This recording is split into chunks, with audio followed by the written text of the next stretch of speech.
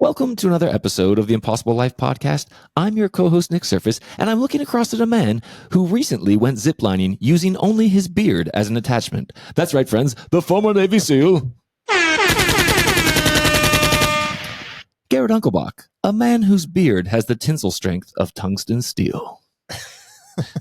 I did recently go ziplining, and I had a funny interaction with the zipline adventure guide.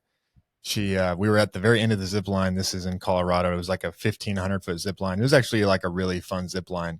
And we're about to do the last one. This is like one of the most beautiful zip line tours in all of North America. And she asked me, she goes, "Are you having a good time?" Because your resting intensity face was saying otherwise. Because I told her, I was like, "Hey, I'm really just here for the views." And I kind of explained to her some of the things that I'd done before. She goes, "Oh, that makes sense." She's like, "Well, most people like get excited and yell on this last zip line." And she's like, "Do you know how to yell?" And wow. So I did let out one little yell. Huzzah. Yeah. Very controlled, I can imagine. Yeah. Your wife sent us the video of you ziplining, and when she went to like assist you get off, you were like, "Back off." Like you literally just stood up on your own. Like, "I don't need your help. I got this." Anyways, this is a very fun episode. We are graced with the presence of a man named Joe Sweeney. Joe, welcome to the Impossible Life podcast. I'm going to give your bio here shortly. Do you want to say hello? Good to be with you guys. Two best looking guys in all of the state of Texas. I mean, that's the only reason we brought Joe on, so that he can make us feel good. So thank you, Joe. You're off to a great start. Joe, such an honor and privilege to have you on. I'm looking forward to getting into it. It's so good to see you again. But I'll let Nick. Yeah. Thank you, brother. I'm going to let Nick give your intro really quick, and then we'll jump into it. So I purposely just said a man named Joe Sweeney because Joe's bio might be the most impressive one I've ever read out on this podcast. Just a little teaser there. So Joe has spent more than 40 years blending his love of passion of business and his passion for sports. He's owned, operated, and sold numerous companies. He's taken his knowledge from those experiences and created a world-class executive coaching, speaking, and training business, which he still does now. He's an accomplished author. He's an internationally known speaker. He's an investor in private equity companies and highly sought-after executive coach. And that's not all. Joe is really passionate about studying human behavior. He's studied human behavior in the field of sports, business, and the military, which explains the connection to Garrett. And he used those as a laboratory to better understand why certain people outperform others, which we will come back to because I am equally fascinated by that. So he's especially devoted to helping and mentoring young athletes and executives to develop all aspects of their career, business, and life. So Joe has served on 28 boards of directors, and he's currently active on several, including Wintrust Financial Corp, at Town Bank, and he's the chairman of the Board of IGE, as well as many others. He's got a wide range of experience in the general business, manufacturing, sports, and investment world. He's also worked with over 2,000 Navy SEALs. He's also successfully coached business executives, well-known sports figures, and members of the military, including over 1,500, I think this needs to be updated, special forces of the SEALs, Marine Raiders, Army Rangers, and Green Berets. He received his BA in industrial psychology from St. Mary's University of Minnesota and his MBA from the University of Notre Dame. And oh yeah, did we mention that Joe's a New York Times bestselling author of Networking is a Contact Sport, as well as having 4 other books, including one that was recently released on 9/11 that we're going to get into, and that was called The Power of Connection. So that is a long bio. Joe's, I mean, I could keep going. You've given hundreds of keynote addresses to businesses and corporations such as the NFL, if anybody's heard of them, like Northwestern Mutual, Wisconsin Badgers, I mean, General Electric, NHL teams, the Bucks, Morgan Stanley. I mean, these are like the who's who. We'll mention this again at the end, but you can go read this bio for yourself at joesweeney.com. It's amazing. Yeah. So I think we could just stop the podcast there, Joe. I mean, what do you think? Pretty good time. Joe is all yours.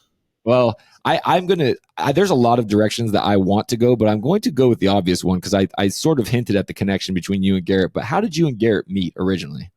Well, about 10 years ago, Joe Musselman, good friend of Garrett's, had an idea of how do we help elite military transition from the military life to civilian life. And Joe had a real hard time, got hurt in buds, and never quite found his rhythm. So he had the idea, maybe I can create a program to help elite military transition. And he started the Honor Foundation. He called me 10 years ago. And Garrett, interesting, October of 2013, Joe Musselman said, "Come on, fly out. We have 6 Navy SEALs. I want to do a trial to see if this thing works. And it worked. And now fast forward 10 years, I think we've had 2,100 elite military, started with the SEALs, and now we do the Marine Raiders, the Green Berets, Army Rangers. There are 9 campuses. Matt Stevens is doing an incredible job with the Honor Foundation. It's really turned out to be quite an organization. And this was a brainchild of Joe Musselman. So fast forward 4 or 5 years from the start of that, I go out there to San Diego and teach. There's this good-looking guy in the front row. Garrett was on the edge of his seat, listening. Was Garrett next to the good-looking guy? Questions, and we become friends, and we've stayed connected. So nice. That's a long explanation to how I met Garrett. Yeah, so the Honor Foundation, as most of our listeners know, is very close to my heart, and we've had Joe Musselman on, who I'm very close with and love deeply. He talked about story, as I'm sure you know, Joe, is something Joe Musselman is very good at. But I knew from the moment that I met you when you were teaching in class, and it's sad that everyone in the Honor Foundation now doesn't get the privilege of being in person with you in class, and I'm fortunate that I got to have that with you. But I learned so much from you there. But then there was something that I learned from you, and really, first off, your generosity. Not to just make this a big point, but Joe did something very special for me, which, I paid attention in class. I asked a lot of questions. I was connecting with somebody that I admired and looked up to, and Joe Sweeney. And then Joe did something very nice for me. He paid for me. He knew that I golfed, paid for me to go to TaylorMade, to the plantation out there in California, and get a custom set of clubs. This is not a cheap gift. It's not. I mean, it's a really nice gift to buy your friend a driver, let alone a full set of custom clubs. And Joe didn't know me that well. I don't know. He just saw something in me or believed in me, wanted to encourage me. And then you shared with me, Joe, how there's something that's very important to you, these letters that you get from people that you've had a connection with, these letters from people who've had a great impact on you. Can you share on that? Well, this is no great insight to all your listeners, but at some point, all of us are going to die. We're going to leave this earth.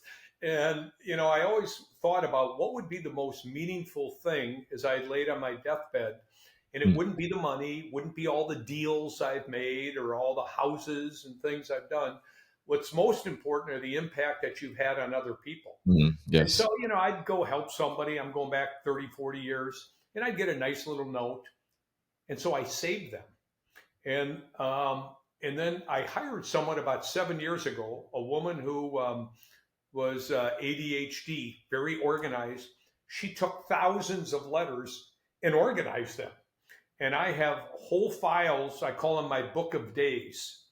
And what are in the book of days are messages from people who I've made a positive impact in their lives. So some days when I feel kind of bad, I go looking through those. But my whole idea of my funeral would be to take all of those and paste them all over the funeral home or wherever I'm going to get buried. But that's how I really measure my life. And what I've done, Garrett, and I'm not sure I shared this in the class, but it's in this book, my next book, is to write a life's mission statement. And my life's mission is not to motivate, we talked about motivation, but to inspire 100 million people and get them to do things they never thought they could do. Yeah. And so part of my book of days is really a metrics. How do I measure that? And I don't have to meet with 100 million. Garrett, right. If I met with you and I inspired you, or 100 people like you, and you went out and inspired 100 million or 1 million, I've got 100 people like you, Garrett, I've reached my goal. Yeah. And so I stay connected with people like you who I hopefully have helped on the journey. But I think one of the ways, and we didn't really talk about this, Garrett, is when I talk to you about questions, I didn't say, how are you? Are you good? Are you busy? What do you do? What I asked was open-ended questions. And one of the questions that, I can't remember the question, but maybe I said, what are you passionate about? You said, I love golf. I said, really? And I have a buddy at TaylorMade, Eddie Erkmanis, is one of the greatest guys in the world. He's in charge of the world marketing. You said, I love golf. Eddie's a former business partner of mine. He's out of TaylorMade. And I said, what are you hitting? What type of clubs? And so one thing led to another. So I picked up the phone and said, hey, take care of this guy and get him some clubs. But I think the key of really making a connection is find something personal and then do something memorable. So when I found something personal with you, Garrett, it was golf. Do something memorable. Every good shot you hit with those tailor-made clubs, I hope you think of me. I do. Every time I play, I think of you. I still play. I've re-gripped them, but I still play those same clubs. I don't know. It's going to be hard for me to ever let them go, honestly. Yeah. When you hit a bad shot, don't think of me then. But I want to highlight something there, and what you were teaching. So in the Honor Foundation, it's this quick transition group to help SEALs take what they've learned in the military, get a little bit of extra training, and be prepared to go out in the world and be just as capable to serve the civilian world as they served in the military. And what Joe taught on was on connection and networking and how to be of service to people. And I think what's so important to point out there in that story is that you used a relationship, a connection that you had to give some generosity to me. You didn't use that connection for yourself. You used it for me. And through that, you know, I would have always held on to your book, but I think just through that one point of generosity that we formed a lifelong connection. And it's not so much about the gift, but it really is about the generosity and the way that you made me feel. Yeah. But I think if you go back, Garrett, and you think about the real root, and this is actually a book, Networking is a Contact Sport. Yes. I read it now, 12 or 13 years later, and I'm kind of cringed. I mean, it's okay, but life has changed, you know. Sure. But I think if there's one thing from this book, why it worked and why it made a New York Times bestseller, every book's got one theme. I mean, but if you can define this book in one, and the reason it worked, is we reframed and redefined networking. Yeah. Networking is a place we go to give and serve and help others and not get. Right. And I think a lot of people think they're givers. They're not. A lot of people don't misunderstand giving without anything expected in return versus horse trading. Most people do horse trading. They say, oh, I'm giving. BS. You want something from me. Yeah, we call that in our group, we call that being transactional, where it's give to get. It's, you know, I'll do this for you, but if you're not doing stuff for me, I don't want you in my life anymore. Yeah, I love that. Now, Joe, you also, I got to tell you, so I think one of the reasons why I get along with Garrett so well is because his wife is like my little sister, and we're very similar. And so as a result, we laugh at Garrett's quirkiness because he's definitely he's a unique individual. And so I'm often laughing at him because he'll do something and then he'll explain why. And unfortunately, usually it's actually very genius. And so I've adopted some of it, but not with his quirks. Now, one of the things that I've heard him say before is he said things like, what would Forrest Gump say? I'm like, what are you talking about? Like, he doesn't make jokes, right? Unless he's insulting me. So I'm like, this is definitely not a joke. And so he started talking to me about this concept of personal board of advisors. And he laid out who his personal board of advisors, who was on it. And Forrest Gump is on Garrett's personal board of advisors, which cracked me up. But when he started explaining the concept, he's like, I've said to him, I was like, I want you to share this publicly because it's a great idea. It's genius. He's like, no, I can't do that because it's not my idea. He's like, we'll have Joe Sweeney on. And today's the day, Joe. You're on our podcast. I'd love to hear about that. Yeah, so something else I learned from Joe and the Honor Foundation was about this personal board of advisors. And Joe shared all of these people in his life. Forrest Gump was one of those people. Abraham Lincoln's one of those people. My personal board of advisors is not near as robust as Joe's. Yeah. I'm still building mine. But Joe, will you tell us about yours? And I mean, to be on, 26 actual 28. boards, 28 board of advisory position. You know, I learned in life early to learn from other people's mistakes. And Benjamin Franklin says a wise man learns from his mistakes. A wiser man learns from the mistakes of others. That's the point of having counsel in your life. That's the point of having wise people around you so they can speak into you. They can give you their experience, their wisdom. Tell us about really all the experience you have. And that being on that many boards is exceptional. But then the personal board of advisors you have for yourself. Tell us about that. Yeah. So let's start with, I have a chapter in 2 of my books said, who's your wingman? If you were a Navy SEAL, you'd call it swim buddies. Right. But who's your wingman? Anyone in the military knows you got a lead pilot and you got wingmen or wing women on each side watching your back. The purpose of a wingman or wingwoman is to let you know if danger is coming. And I've been a small businessman my whole life. I'm convinced one of the loneliest people in America are small business people. Mm-hmm. And so part of the reason is they don't have someone to share all their stress and problems with. Yeah.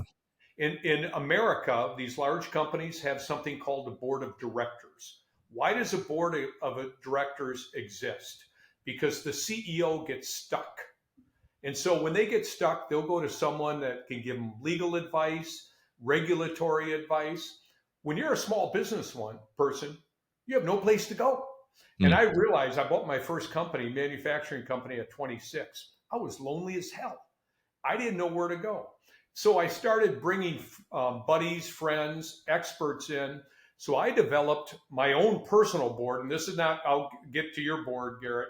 And I've got at my office, I have 12 wingmen. I call them my board. I used to call them my 12 apostles. And then my son said, my God, Dad, who do you think you are? Jesus Christ? So I just called them.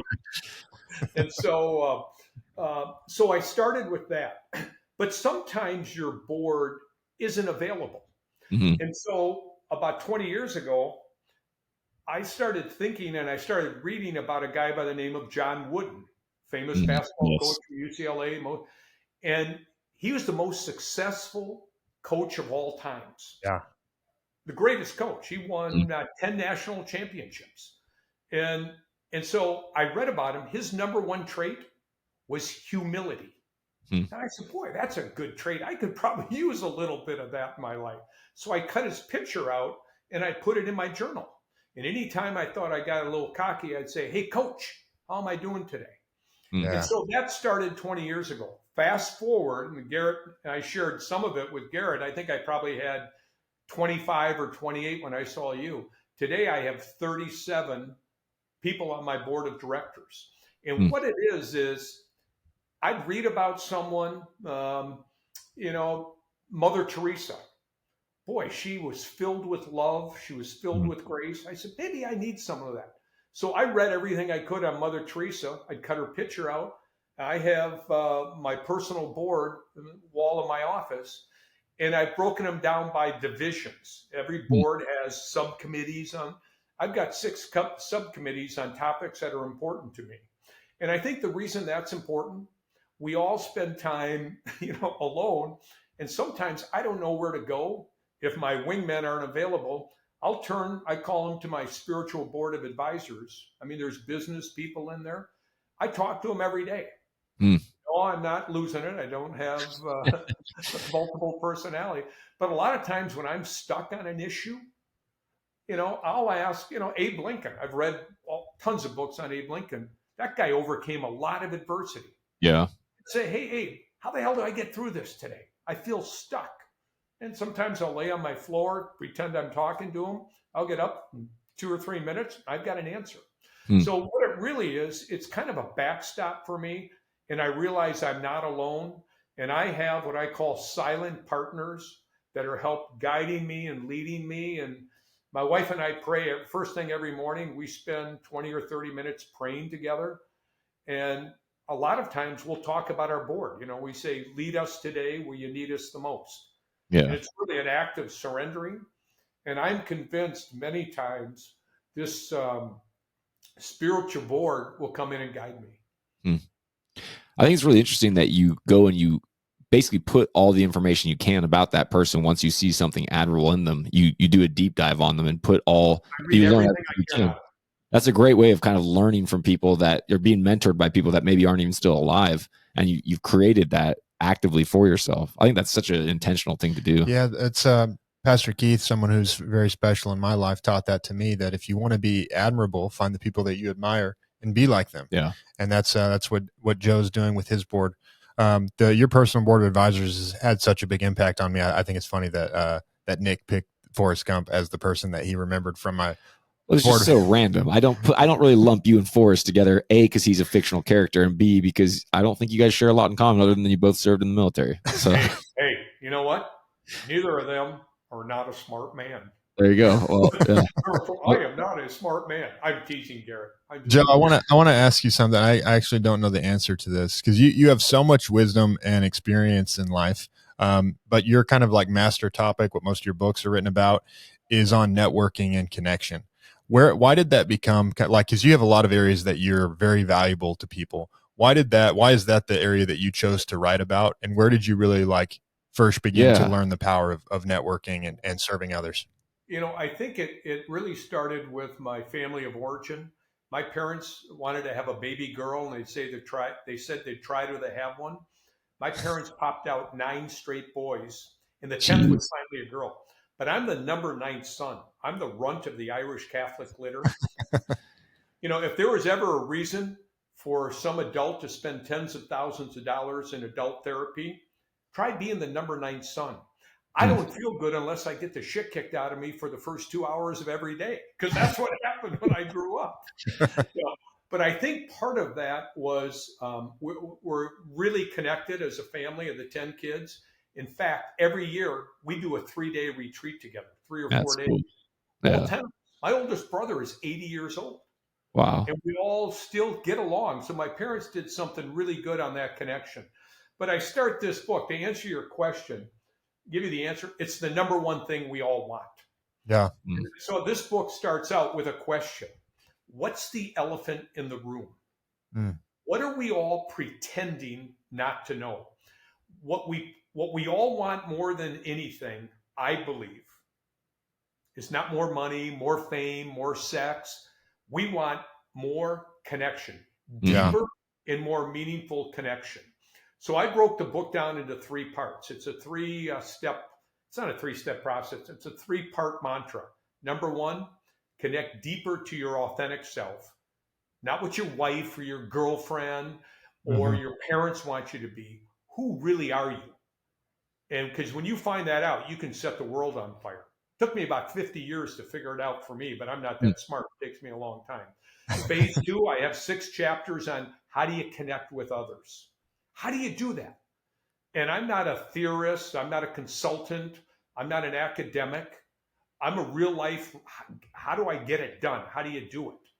And then the third, and I think the most important thing that all of us want, is to figure out a connection with something bigger than ourselves, a higher power, call it God.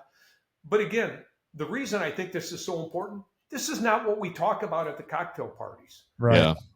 What do we say, Garrett? Garrett, did you get the new BMW? I got the 7 Series. I just love my 7 Series. Did you get the 5 Series? Who cares? Yeah. And I think this is the number one thing we all want, but it's the elephant in the room that we all avoid.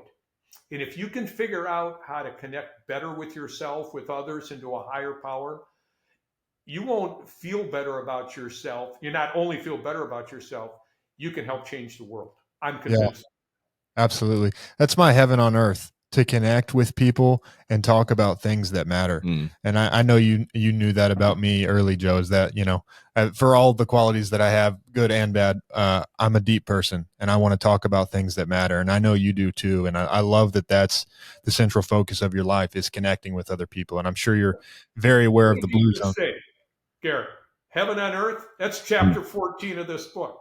Yeah. Heaven on earth. How can you experience heavenly joy here on earth? And you can let's talk a little bit about from each section. So heaven on earth, that's chapter 4. That's the first section on connecting with yourself. Tell us a little bit about that chapter. Well, no, this is chapter 14. Chapter 14. The first 6 chapters is it's about 2 things: finding out what your strengths and passions are, combining those, and figuring out a way to help serve others with your greatest strengths and your passions. Another way to serve others: who will pay me to do this? Who will pay me to coach people? Who will pay me to give them advice on the boards? Who will pay me to come and speak? So that's number 1. And then I also get into not just connecting with yourself, but once you connect with yourself, how do you get things done? How do you manifest things? How do you overcome all excuses? Give me some tools and some traits or tools and exercises that I can do, Sweeney, to do this. So chapter 6, I've got tools to help with you. So I have 6 or 7 things that can give you exercises to help you to connect better. You got to do some work absolutely, to do it.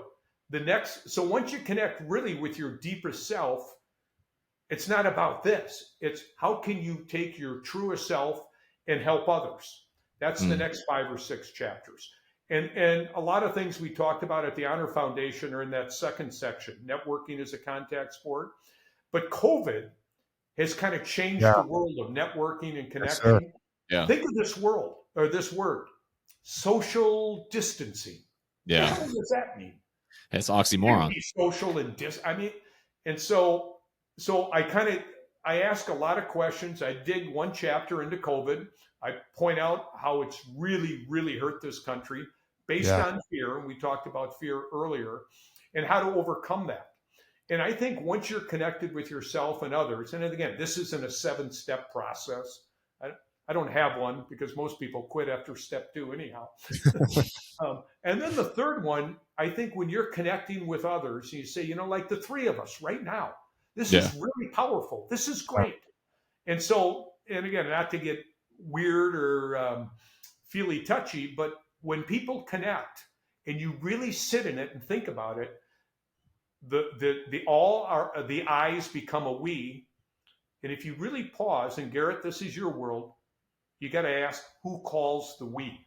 Who's calling us? Yeah. There's a calling, there's got to be a caller. And I think it's a higher power, call it God. And so, but the number one problem with all of this, why we can't do this? Yeah, phones. Yeah, I'm on the phone all the time. I am so busy that I don't know. And think about this. Garrett, you and I have talked about this. If you study history, anybody who's done great things, I don't care if it's John McCain being in the concentration camp, Nelson Mandela, this guy, a friend of yours, Garrett, Jesus Christ, spent 40 days in the desert. People who have done great things, it's been preceded with time alone to reflect and have solitude. And that's one of the crises in America today. And if you study, my answer, I did a podcast and a guy really challenged me. I said, every problem in this world today can be broken down and defined by a lack of connection. Joe Polish, I don't know if you've had him, you've heard about him. He's a recovered heroin addict from Phoenix. I quote him in the book. He says the opposite, and he's an addiction expert. He speaks all over the world. He says the opposite of addiction is connection. If you think about that, it's so good. Yeah. If someone's drinking too much, taking drugs, addicted to porn, what are they all looking for? Connection. And all 3 of those vices will give it to you temporarily.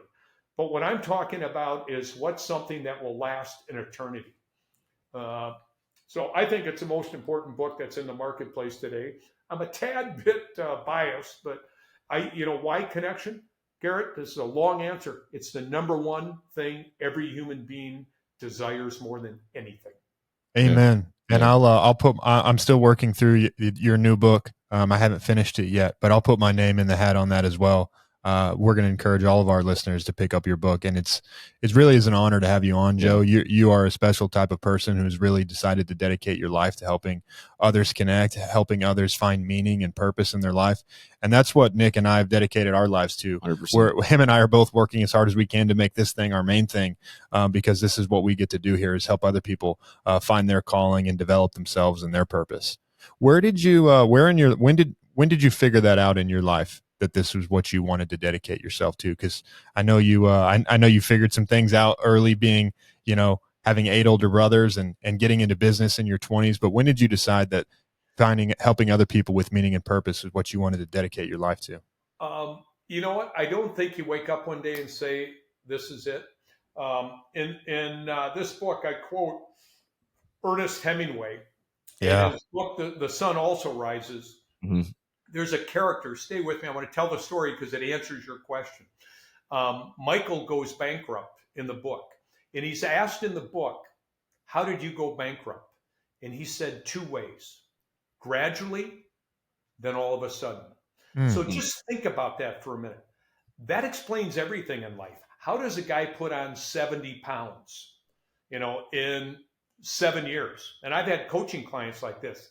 I said, you drink alcohol? Nah, not much. Just 2 beers a night, every night, every night. I said, really? That's an extra 140,000 calories a year. It's about 10 pounds a year.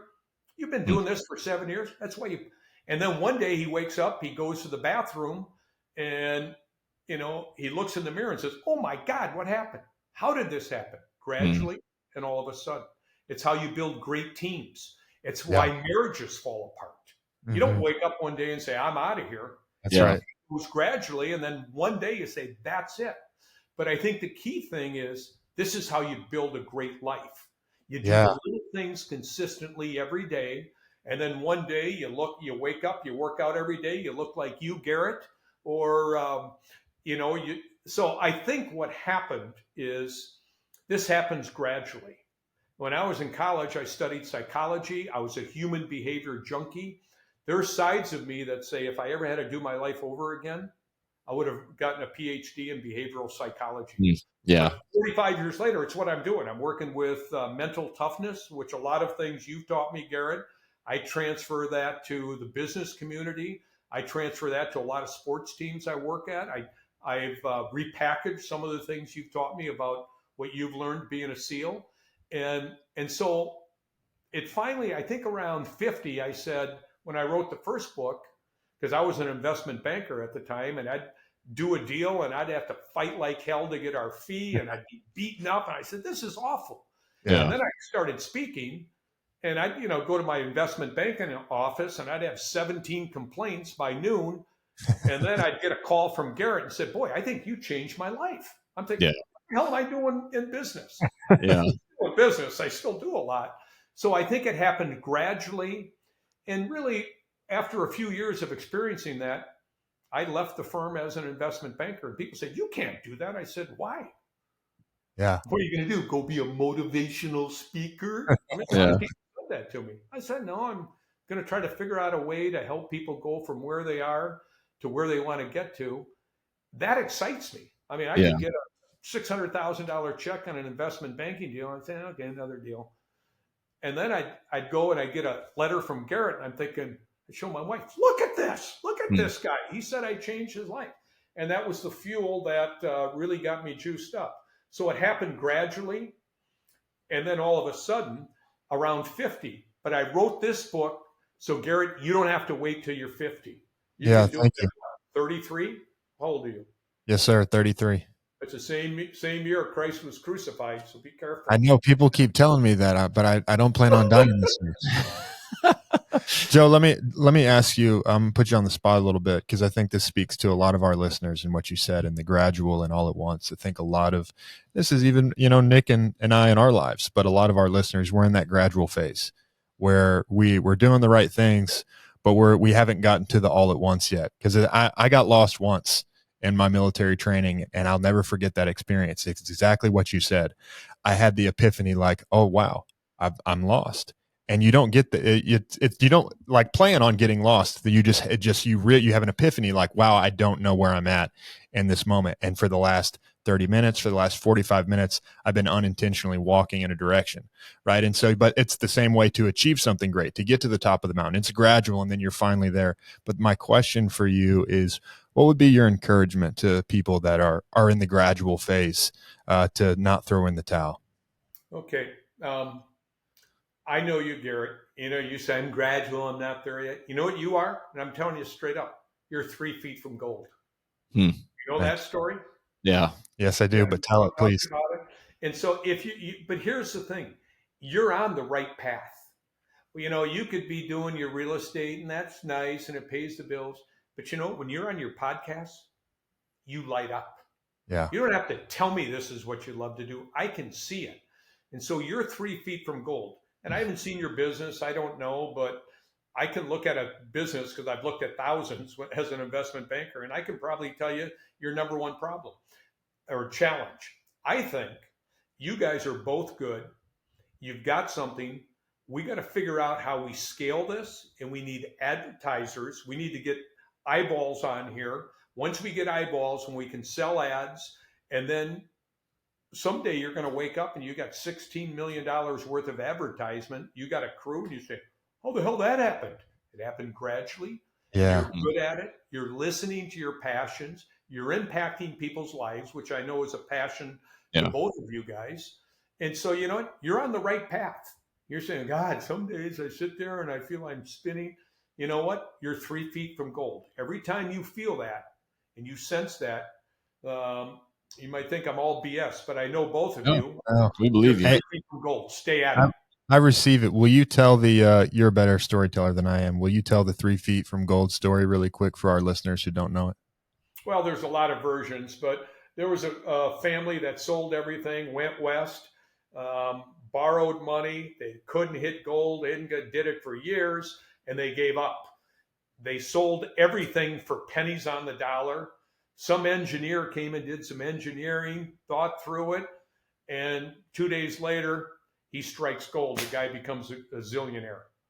And you know what? It just shows that if you're persistent, but not persistent in being headstrong. In this book, I tell a story where I bought a manufacturing company 5 hours from my home.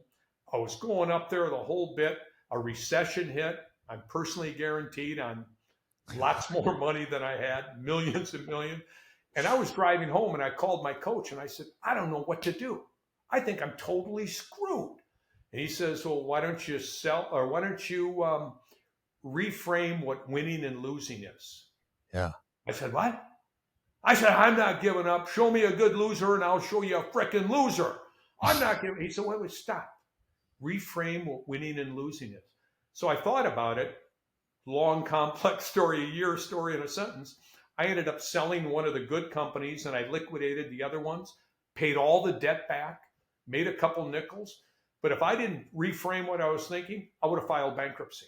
Right. Yeah. And so when you say that, I'm not telling people quit, but I had to reframe and look at it differently. When I was able to reframe what winning and losing was all about, I felt I got freed and I sold the company, liquidated another. I said, oh my God, I got all my money back. How did I pay back $10 million? I went, oh my God. And it worked. When you first get started in a deal, a win is like, oh, we could, triple our money. But when you're that far underground, you're like, man, a win would just be if I could come out of here with the shirt on my back. Yeah. And that's what you did. But I know you were also looking, one of the most powerful things in my life has been the power of perspective, right? Which is what your coach said to you, the reframe. And I know you were looking further down the road. I'm going to get out of this situation, but it's going to catapult me into the next thing. What did you do after that? What was the next thing? And I went to a ugly tie party at our governor's mansion. And I was always a sports guy. I was on a couple sports board, the Badger State Games, the Greater Milwaukee Golf Open, the PGA event. And the governor said, hey, I'm starting this sports commission, and I'm looking for a sports guy, a business guy.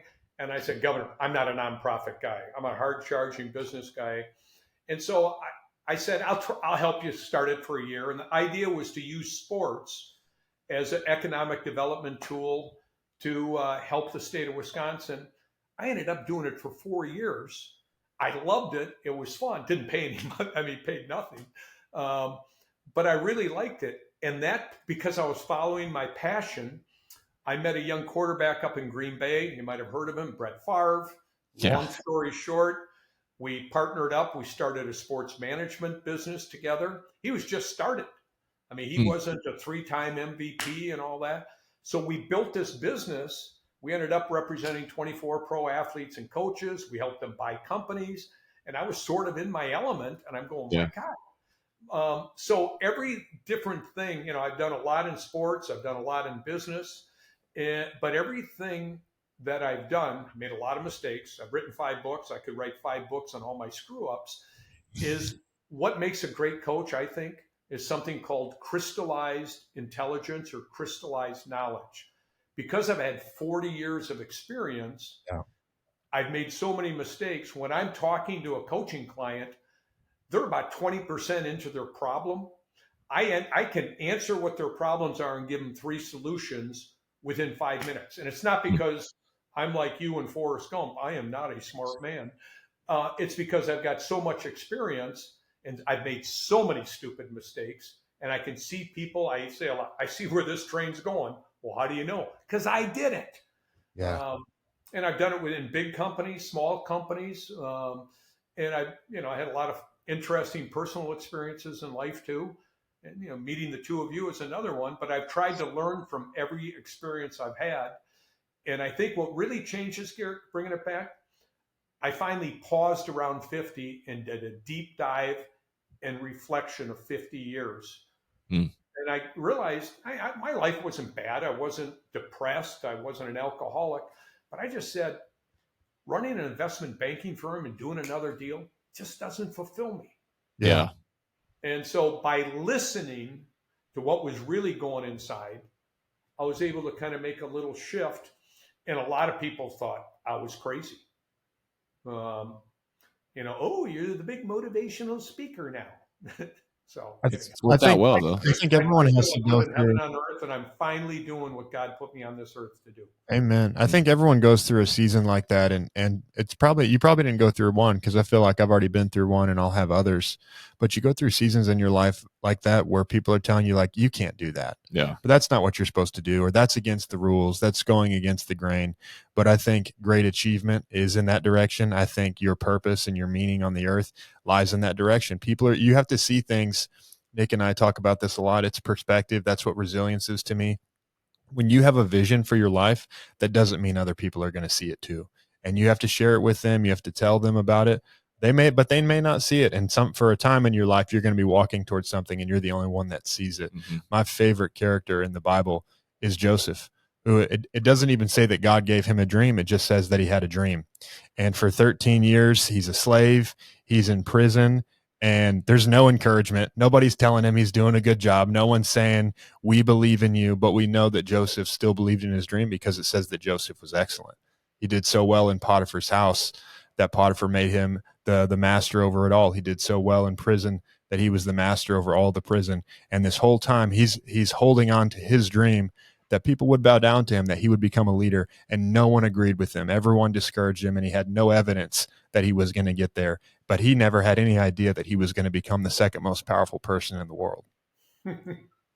Yeah, Joe, I got to ask, because you said something interesting there about stopping to reflect. And you touched on it earlier as well when you said that one of the reasons why we have a crisis of, I don't think you put it this way, but we have a crisis of concentration because we're just so switched on all the time. So since you had that big realization at 50 where you feel like you really connected yourself, do you have like regular reflections scheduled into your calendar? Yeah. So what I do, a couple things. This is a book called After Further Review. It's my third book, and it's really how reflection and taking action can turn your some days into today's. I think this is really a crisis, especially I think with men that I work with a lot. Absolutely. And we've had this obsession with being busy. But I wrote the book, and I'm not a Catholic priest and a Jewish rabbi, but it's really a book on spirituality and reflection. And since I didn't have the credentials to do that, I'm just kind of a sports business guy with an occasional potty mouth. I used a theme that people knew me by, because I worked with a lot of pro football players. I just spoke at the NFL owners meeting last month. Nice. And so the book starts out at an NFL football game, and when a coach doesn't like the call, he throws the red challenge flag. Yes. The stadium gets quiet, which is what we do in reflection, and looks at the play from every angle. And when he finally gets the call right, Nick, he turns his mic on and he says 3 words. What are they? Yeah, after further review. The call's been overturned. If an NFL official could do that to get a call right of a football game, what if we could do that with our own lives? Yeah, and again, I go back, I think the number one problem we have, I've spoken to hundreds of thousands of people. I go early, stay late. I try to connect with as many people. It's one of the number one problems we have is we don't go into that locker room like a football team at halftime and figure out what's working, what's not working, what adjustments do I have to make? And so, and that's kind of the big picture, but your question was about rituals, and Garrett and I have talked about this. So I think have a really productive life, because a lot of us, you can't control the stuff that goes on during the day. My wife and I bookend our days. So we spend the first hour, and we don't have, and we've got 6 kids, but they're all grown. They're all Garrett's age. Yeah. So we have time in the morning. We pray together, we meditate, we try to exercise. But our most sacred time is praying together in the morning. And then at the end of the day, we do our journal, our moving the needle journal, and we do this together. And there's 7 questions we ask ourselves. We write it in and made it. It's a moving the needle journal. Is that your journal? That happened today? Yeah. How did I allow God or a higher power to work through me today? What am I most grateful for? What did I do to live my ideal day? How did I create value for myself and others? And the last question is the most important. What am I most looking forward to tomorrow? And that tees up the next day. And we always say, Garrett, you reinforce this with me, a perfect day starts the night before. And if I've got a tough meeting the next day, I'll bless that person and say, hey, I surround you with light and love. I started that about 15 years ago. I'm not sure I've had a bad meeting since then. That's Last awesome. night before I went to bed, I prayed for the 2 of you. Oh, thank you. We have. Joe, one of the things I most respect about you, because there's a lot of, you said it earlier, you're not theory, right? You actually do what you say. A lot of people, you're talking about how to have your best day. A lot of people write down a vision of what their best day would be. And I'd really love to do this one thing, or I'd love to get to this someday. And I know one of those somedays for you is guitar, but behind you is your guitar. And I'm not going to ask you to play it, but I know you play your guitar. Will you talk about, really the power of getting to those things in your life, the things that are so easy for us to be busy and never get to those things that are really meaningful to us? You're someone who's actually gotten to those. And I think that's one of the things about you that's actually extremely admirable. Most people never get to those things like, well, I'd like to do this someday. And so something I say to myself is someday is a place where important things go to die. And you've gotten to the some days in your life. So will you talk about some of the lessons you've learned from getting to those things? Sure, Gary. I think it begins with an exercise going to your deathbed. I do something called the rocking chair test. Yeah. Pretend you're 95 years old, you're in the nursing home, you're sitting in your Depends, reflecting on your life, and ask yourself this question. This is really a hard question. What would my life look like if it really turned out great? That's a freaking hard question. I did a retreat once on that question alone. And so I mapped it out. And then go from when you're 95 back to today. What do I have to do between now and the time I leave this earth to execute on it? So I think the answer you're looking for, Garrett, and I think the answer is you've got to become really intentional. Because I don't think life's short. People say, oh, life's short. It's not short. I've interviewed thousands of people. Everyone who says that are pissed off where they are in their life. Pissed off at their wife, their job. If you are living what you like to do, life isn't short. God gives you enough time to fulfill your mission on this earth. But you know what? When you're not listening to yourself or connecting, I want to be an artist, but my mom told me to be an accountant, so I'm a freaking accountant. Yeah. But guess what? There's only 17 more years, and then I can retire. Yeah, that's awful. So I've gone to the deathbed. I've spent a lot of time. I spent some time with hospice. I worked with people and listened to their stories. Not one person resented what they did in life. Heard a lot of people resent what they didn't do. So all my books have a take action. Don't sit and wait to your deathbed to say, oh, I wish I woulda, could.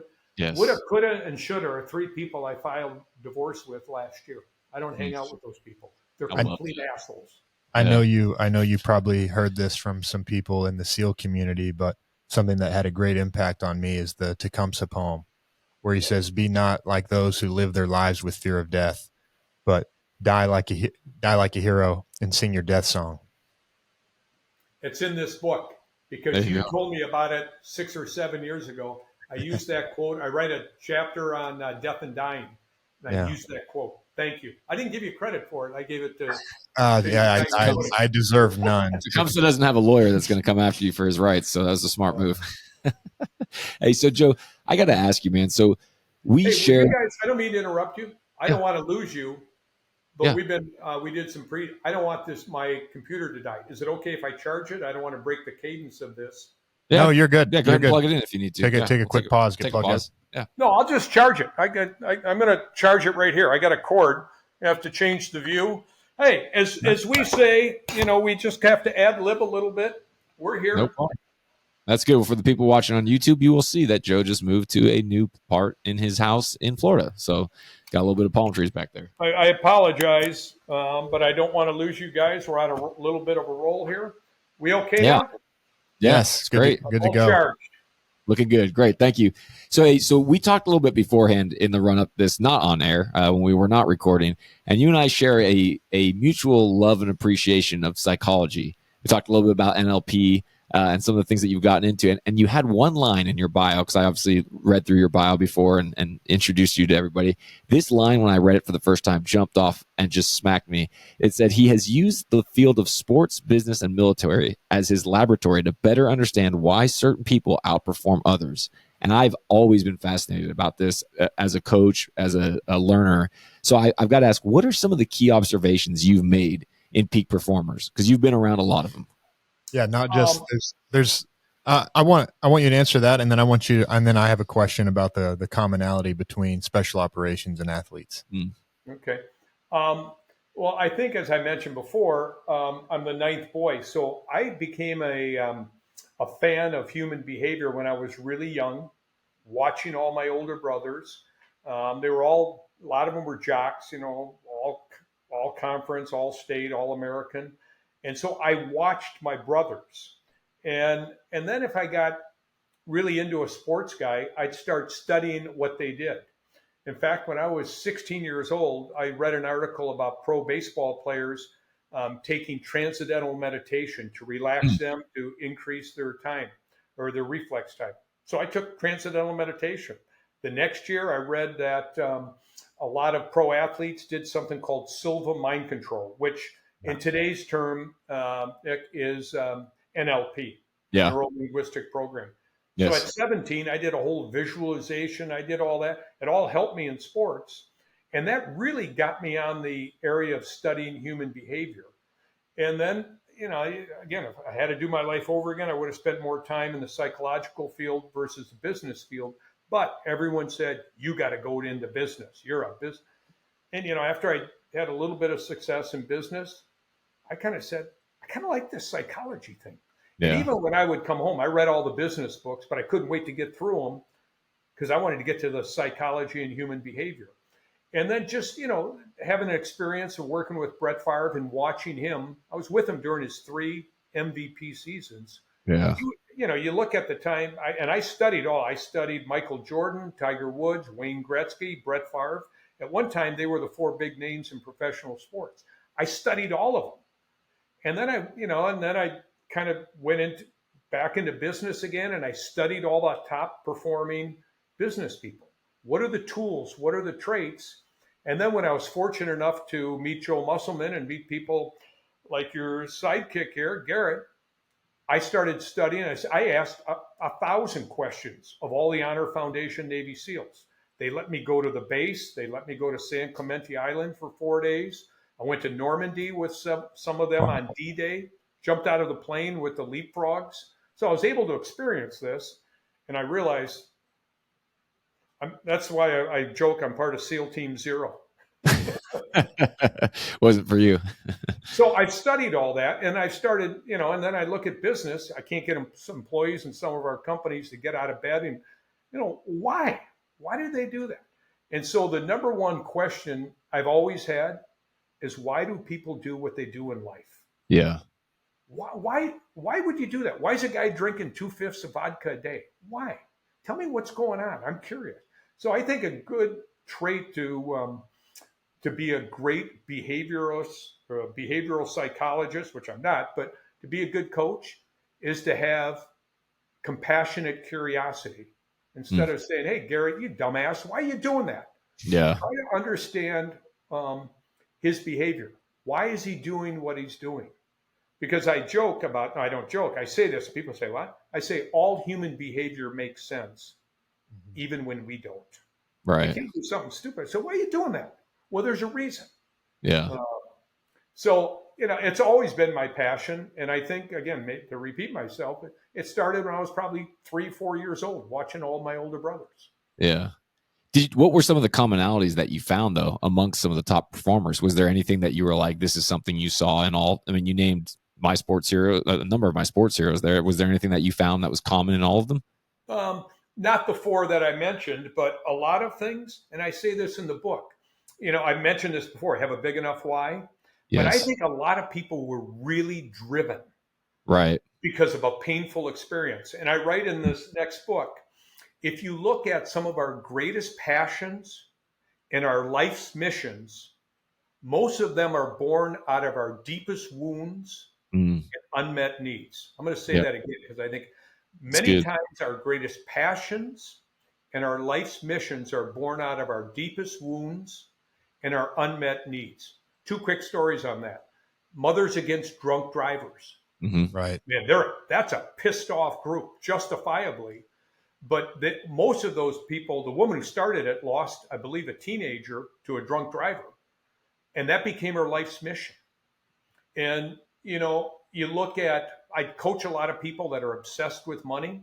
And when I dig down, most of them have had a really painful experience of having no money. Mm-hmm. Roy Williams, who was one of the greatest college basketball coaches, tells the story. When he grew up, he was a gym rat. All the players would go to the soda shop afterwards and spend 10 cents for a Coke. He didn't have 10 cents. His mom was a third shift janitor someplace. And one day she came home and he was crying and he said, "I'm so embarrassed. I can't even buy a Coke." Well, 2 days later, she came down and gave him 2 dimes as a coach or for the Cokes. And you go to Roy Williams' garage now, he's got Coke from the floor to the ceiling, and he's got a free Coke machine. I know that's a little example, but no, makes sense. Thing, a lot of people really strive because they've got a pain that they don't want to happen again. Brett Favre never wanted to come out of a game. You know why? Because he got hurt one time in college and someone came in and he was petrified that if he got hurt, he'd lose his starting job. That's why he played through pain. And every single Navy SEAL, we talked about this, Garrett, they've got a big enough why. And that's right. Why they make it through Hell Week. Because they give you 1,000 reasons a day to quit. But if you've got a big enough why, it doesn't enter your mind. I hope that for your question? Yes, it does. It does, John. I hope for people out there that if you are one of those people who does have something that's been deeply painful for you, I hope you take that as motivation and as an encouragement that it's not the reason why you won't be great. It can be the thing that propels you and helps give you some direction. And that's a whole different reframe, which like you mentioned earlier. Yeah. I mentioned in there too, people say, how do I find that? And I try to make everything real simple for people. I ask 3 questions. What makes you glad? I mean, what makes you so happy your heart sings? What makes you mad? What makes you so pissed off that you gotta? What makes you sad? What makes you sad? What makes you glad? And what makes you mad? Think about those things because those are clues in all of those. If people are looking for direction in life. And I think those are the people that you also end up connecting with, right? Because I feel like when you answer those questions, those are values questions. The things that matter to you, right? The things that make you glad, but also the things that make you mad and make you sad. Those are also values questions. Yeah. And when you connect with people on your values, that's when, like Nick and I have talked about this, like what makes our relationship so strong. It's not because we like the same things. It's not because I love golf, but it's not when Nick doesn't play golf yet. Eventually he will. Eventually. It's not because, we have the same taste in a certain thing, but because the most important things in life we share. And that's what really, to us, that's what makes such a great connection is when you share values. Yeah. And here's when you share values. Here's what I have in the next book. It's one of my favorite things. I don't know if you can see it here. I see it now. Yeah. Yeah. Surround yourself with people who are on the same mission as you. Yes, that's right. You have a very similar mission. How do we help people in their lives? And what's why it makes such a great team. Joe, you're already working. So I'm catching this. So you just released a book a few days ago, and you're already working on the next one. How many books do you plan to write? I'm not sure. I'm working on another one. This one just came out on 9/11. Oh, I know. I thought you were. I thought that's what you said. I thought you said you were working on the next book. No, I might have misspoke. I got to get through this one, but after every book, it's hard to write a book. I'm not a writer. And by the time you go through all of it, I keep thinking, I don't want to do this thing again. It's just too much work. It's too much, and it just grinds at you. You know, you think about these things for decades, then you put them on a piece of paper, you edit it, pack it, and then you got to get it published, which is a whole nother thing. And then you say, oh my God, what happens if it sucks? What happens if no one likes it? Yeah. And Joe, so after every book, I said, that's it. I'm not ever doing it again. But about every 2 years, something starts percolating inside me. I made a terrible mistake once. I said, you know, my mom had 10 kids, and after every baby, she said, I'm not having another one. After I write a book, I said, it's kind of like having a baby. You say, after you have one, you say, I'm never doing this again. So a woman comes up in the audience and says, you're a man. Don't you dare ever try to compare it. It compares to having a baby. You have no idea. I said, sorry. Yeah. That's not a winning argument. Joe, let me ask you I know we're getting close on time. Let me ask you a selfish question really quick. I don't think I've ever done this with any of our guests, but I'm going to ask you a question that's really just for me. And if anybody else gets value out of it, that's great. But I'm going to ask you a coaching question. So you'll put your coaching hat on for me for a minute, if you don't mind. You know, to someone like me who has a lot of stuff going on in my life, you know, all of these things are very valuable to me. I know you walk a similar path, but find the time and the ability to write books. What advice would you give to me to be able to write a book? Because there's a lot that I'd like to say and put into a book, but I struggle with the amount of time that I have to do that. First of all, not having time is an excuse. I'll get into that. That's BS. I'm calling bullshit on that. I don't think that's right. Yes, sir. Number two, I probably get, and I'm not exaggerating, a call a week. I probably have 40 to 50 calls a year from people saying, oh, you've written 5 books. I'm thinking of writing a book. Can I just have a cup of coffee with you? And half the time I say, you know, if I have a cup of coffee with everyone that calls me, that's all I do. I'd be a caffeine junkie. But I think the number one question, Garrett, and this is true from everyone, it's not selfish because a lot of us have things percolating. Question number one, why do you want to write a book? Tell me why. You know, you don't have to now, but you got to figure that out. It might be to get everything inside me out. It might be a piece of therapy because I lost my husband in the war. And a lot of people, and I coach a lot of really rich, older people, and they've got great lives. I tell them to write a book. They say, nah, no. I said, it's not for you. It's for your kids and your great and your great grandkids. I said, the things that we've gone through in coaching, you need to document that. Because I've always said, and not a narcissistic thing, a life worth living is a life worth recording. And I wrote the first book because we had a bunch of kids and they all were gone. And I sat down once and I wrote 14 one-page chapters of my life. What I did, why I did it, and what I learned from it. And that was for my kids. I printed it out, 14 one-page chapters, and I attached it to my will. And then when I was dead and gone, the kids could figure out all the weird stuff their dad did. You know, I've done a lot of different things in my career. And I went out with my wingmen, I talked about them earlier, and they said, Sweeney, what are you doing now that your kids are all gone? You're empty nesters. I said, jokingly, I wrote a book. They said, you did? What's it about? I said, I didn't write a book. It's 14 one pages. So I sat there and they said, what's the theme of your life? What do you want I said, I've always been kind of a connector. I'm kind of fearless in that area. I don't care if people like me or don't like me. I want to connect. And I said, connection and networking is a place we go to give it and serve and not get. And I had 7 buddies at that dinner. And they said, you ought to write a real book about that. I said, I'm not a writer. One guy said, I'll buy 1,000 if it's good. Another guy said, I'll buy 1,000. So I said, are you guys really serious? And they said, yeah, we'll back you on this. This was 13 years ago. So I came out with networking as a contact sport, which, Garrett, we talked about. The theme is networking is a place you go to give and serve and not get. Right. It makes the New York Times bestseller list. So everyone thinks I know what the hell I'm talking about. So people started inviting me. And then I switched it. So my first purpose, Garrett, I said, why do I want to write a book? For my kids. And then when I got into it and started giving free talks, people would say, wow, that's really good. That's good.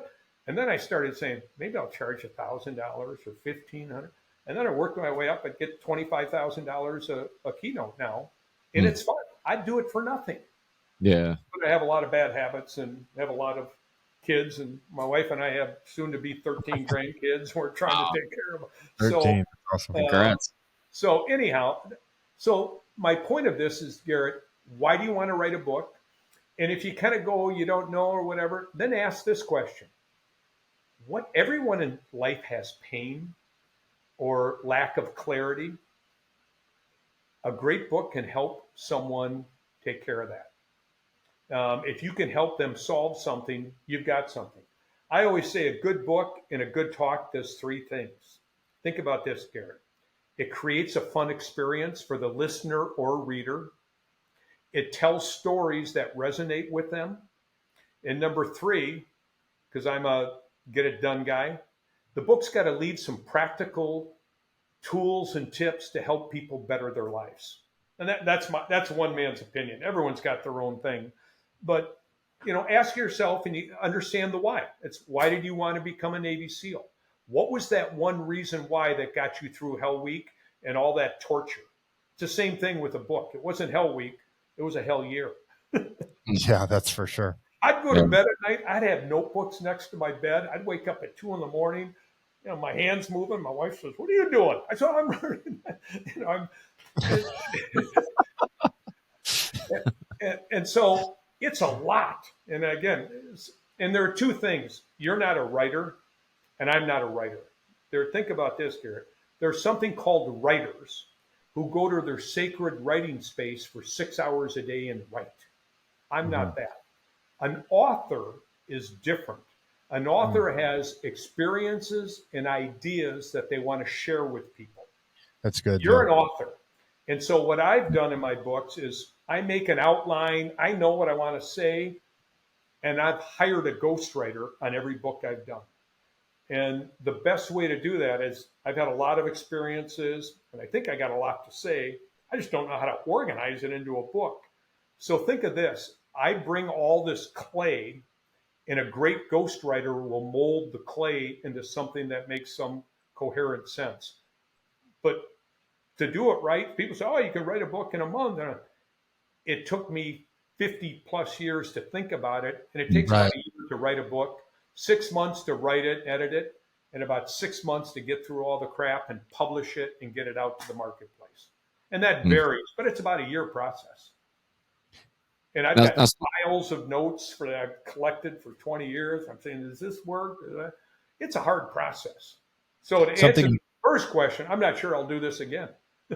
Something I've learned with when we first got into the podcast, I thought this would be a place to share some of the stuff that I'd already written and some of the stuff that I'd already learned. I didn't realize podcasts would become my favorite medium for developing content. Nick and I have developed a lot of content and really podcasting is our writing. And I didn't realize that was what podcasting was going to be for me when we started it. Yeah, we learn a lot on this podcast as well, because when we dive into the topics that we cover, like we apply our brains, and it's that's been one of the really unseen wins for me, was just how much we've both developed, a deeper understanding of things that we thought we had a grasp of, because you just approach it from so many different perspectives. So that's been a huge joy. Remember, okay, back to that. Think of what you two just said. Gradual and all of a sudden. Yeah, right. This is happening. Your stuff is good. You got good chemistry. You're on the right track. Stay with it. Thank you, Joe. It's such a privilege to have you. Yeah, and it is. Man, I'm sorry, I'm not apologizing to you. I'm sorry to myself for not having spent more time with you over the years, because you are one of those people like Joe Musselman to me that every moment I get to spend with you is special. So it's been such a joy to have you on. We're going to tell everyone where they can find you, but is there any last thing that you'd like to say or leave everyone with? No, I just, as I said earlier, I do all these podcasts now. I'm a shameless self-promoter of trying to get this book out, only because I think it's important. But you can get Our Connection if you just go on Amazon. It's I think it's the second or third day it's out. And in the book, if there's any challengers, if you're blocked, you can go on our website, ask me a question. I'll get back to, or my office will get back to everyone. But I think the number one thing of the book that maybe I want to end with this is, as a real coach, I'm not into the money part of it. What my main passion is to help people go from where they are to where they want to get to. Mm-hmm. And I think this book could be a good guide. You don't have to spend an arm and a leg for me to coach you, but this is a good guide to help you do that. And it's something that I'm very passionate about because, as I said earlier, it's the number one thing we humans want more than anything. We are hardwired for human connection. And so I think I'll leave it at that. As Forrest Gump would say, your guy, that's about all I got to say. That's all I got to say about that. So, Joe, should we direct people to Amazon? Because I'll link to in the show notes to your books. Yeah, you do Amazon.com, Power of Connection, Joe Sweeney. Okay, cool. It'll pop up. We'll link to that in the show notes. And leave a review. Yes, a 5-star review at that. No, only if you like it. If you think it sucks, tell people you think it. I don't think it. I think it's pretty good, but again, I'm biased. But I think the last thing for you too, you got a good thing going. Keep it going. If there's anything I can do to help you move the needle on that, move the needle. It's a good name for a book, isn't it, Karen? Hey. Yes, sir. Number 2. I remember. If there's anything I can help you guys, you just pick up the phone and call me. You got my number. Thank you, Joe. Thank you, Joe.